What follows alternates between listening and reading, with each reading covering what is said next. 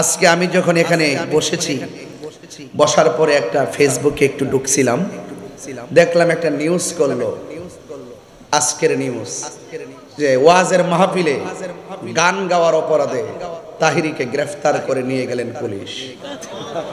এবং দুই পুলিশ আমার দুই দিক দিয়ে ধরে রাখছে, আর আমি মাঝখানে হাঁটতেছি। আজকের নিউজ, ওরা লিখতেছে পুলিশ আমাকে ধরে নিয়ে গেছে, আর আজকে বাঁশখালী মাহফিলে পুলিশ আমাকে স্টেজে নিয়ে আসছে। কথা বলেন ঠিক কিনা? এবং স্টেজে আমি মাহফিলে আসার আগেই বাঁশখালীর ওসি মহোদয় আমার সঙ্গে দেখা করেছেন। এবার সিদ্ধান্ত নিতে হবে অত্যন্ত নাক কান চোখ খোলা রেখে।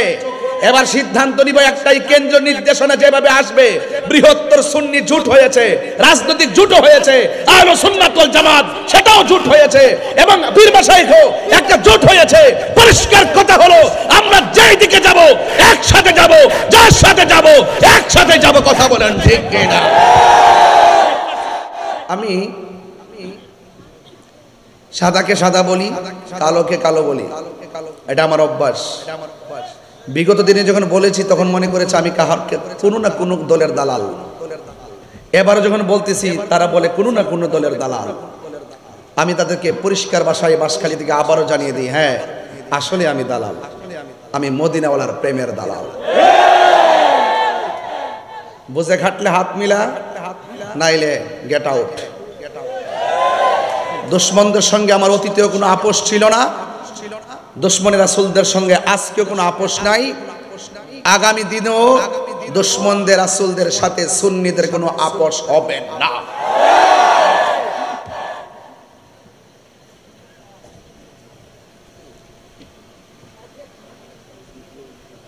অনেকে বলে যে হুজুর আপনি এমক দলের সাথে মিলেন না কেন, ওরা তো ইসলামের কথা বলে।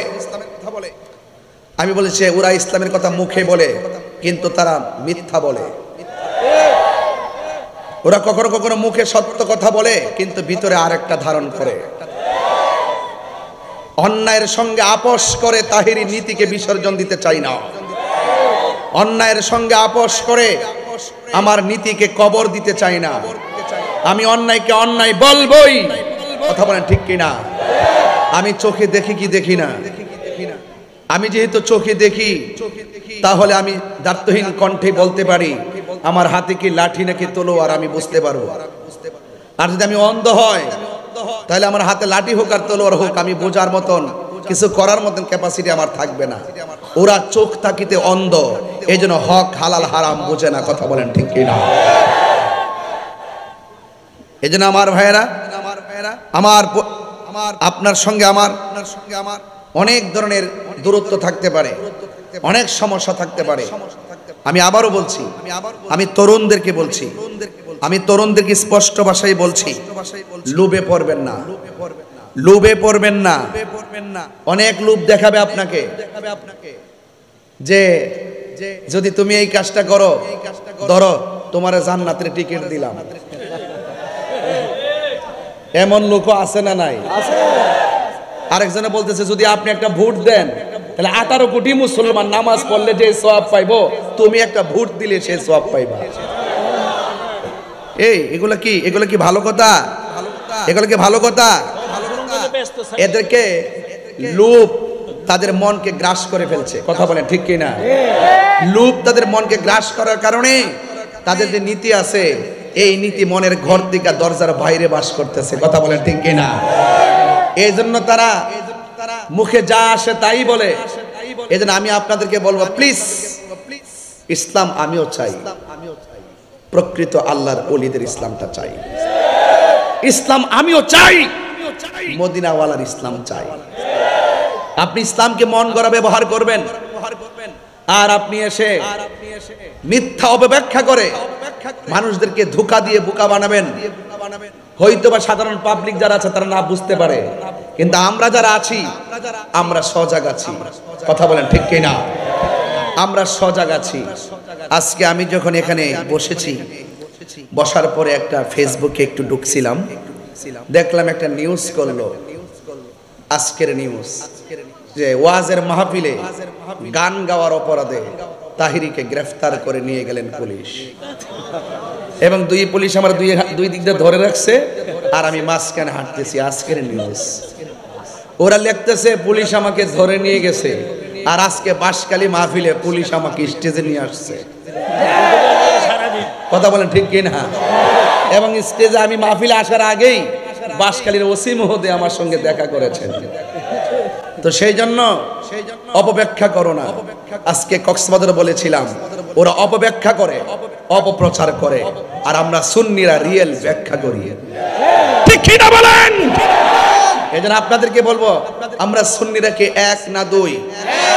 আরো বড় করে এক না দুই? আরো বড় করে এক না দুই? পীর মাশায়েখ রেখে ভাগাভাগি আছে। এবার আমরা যাবো, আমি ওই যে শাহজাহান ভাইরে বলছি, চৌধুরী সাহেবরে, এবং আরো কয়েকজনে বলছে, গাড়িতে বসে বসে এই গল্পই করছি অনেকক্ষণ ভাই। শুধু একটা কথা বলছি, এবার আমাদের সিদ্ধান্ত নিতে ভুল করা যাবে না। এবার সিদ্ধান্ত নিতে হবে অত্যন্ত নাক কান চোখ খোলা রেখে। এবার সিদ্ধান্ত নিব একটাই, কেন্দ্র নির্দেশনা যেভাবে আসবে, বৃহত্তর সুন্নি জোট হয়েছে, রাজনৈতিক জোটও হয়েছে, আহলে সুন্নাত ওয়াল জামাত সেটাও জোট হয়েছে, এবং পীর মাশায়েখও একটা জোট হয়েছে। পরিষ্কার কথা হলো, আমরা যেই দিকে যাব একসাথে যাব, যার সাথে যাব একসাথে যাব। কথা বলেন ঠিক কিনা? কি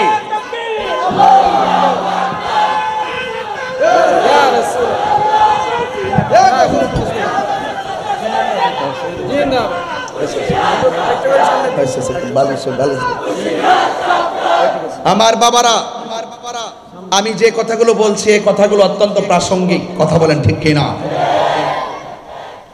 আমরা অনেক প্রাসঙ্গিক।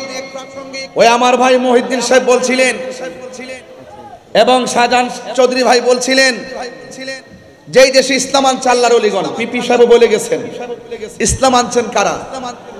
আল্লাহর ওলিগণ এনেছেন। এই দেশে শতকরা 65 থেকে 70% তরিকাপন্থী সুন্নি মুসলমান। রাষ্ট্রযন্ত্রকে আমি পরিষ্কার ভাষায় বলতে চাই, 1.5 বছর যথেষ্ট নাটক করেছেন, এবার নাটক কম করো প্রিয়। কথা বলেন ঠিক কি না বলেন? কেন বলছি? এই দেশে আমাদের সুন্নিয়তের অনেক রাজনৈতিক প্ল্যাটফর্ম আছে না নাই?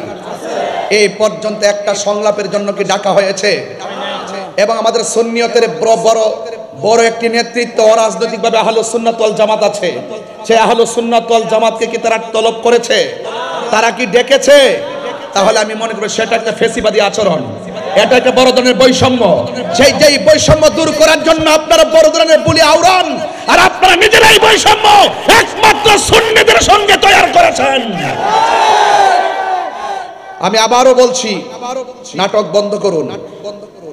শুদ্ধ কথা বলে আর মোটিভেশনাল স্পিকার হয়ে আর সুন্দর সুন্দর কথা বলে দেশ চালানো এত সহজ না।